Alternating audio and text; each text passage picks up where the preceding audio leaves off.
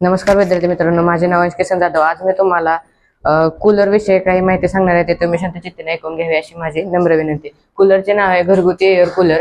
Air cooler हे उन्हाळ्यात घर किंवा ऑफिस थंड ठेवण्यासाठी वापरले जाणारे एक महत्वाचे उपकरण आहे। हे प्रामुख्याने बाष्पीभवन या महत्वाच्या कामात काम करते।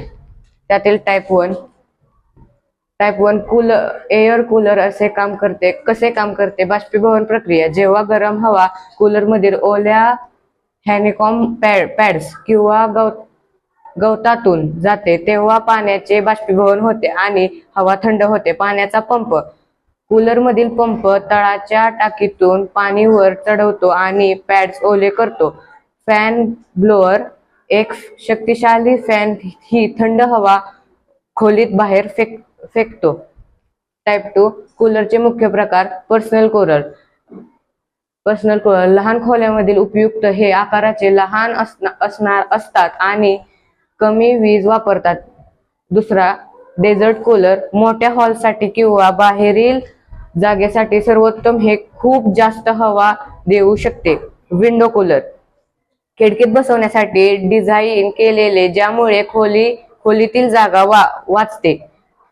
चौथा टॉवर कूलर: कमी जागेत बसणारे आणि दिसायला स्टायलिश असतात। टाइप 3 कूलर वापरायचे फायदे: कमी खर्च। एअर कंडिशनर एसी च्या तुलनेत कूलर स्वस्त असतात आणि विजेचा वापर कमी करतात। नैसर्गिक हवा: कूलर ताजी आणि नैसर्गिक हवा प्रदान करतो, ज्यामुळे खोलीत हवा खेळती राहते। पर्यावरणपूरक: यात कोणतेही हानिकारक वायू जसे की फ्लोरोकार्बन्स वापरले जात नाहीत।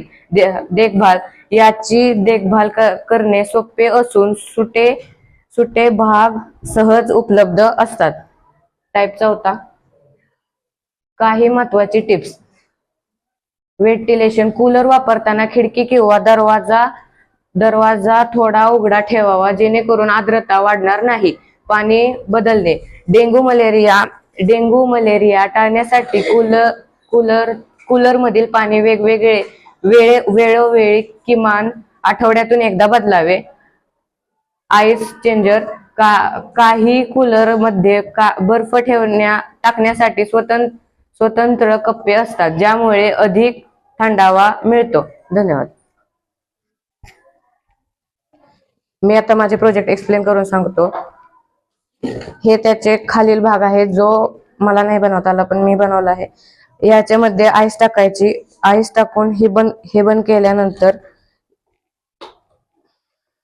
हे चालू केल्यानंतर ह्याची हवा वरती जाते व हे बाहेर फेकते।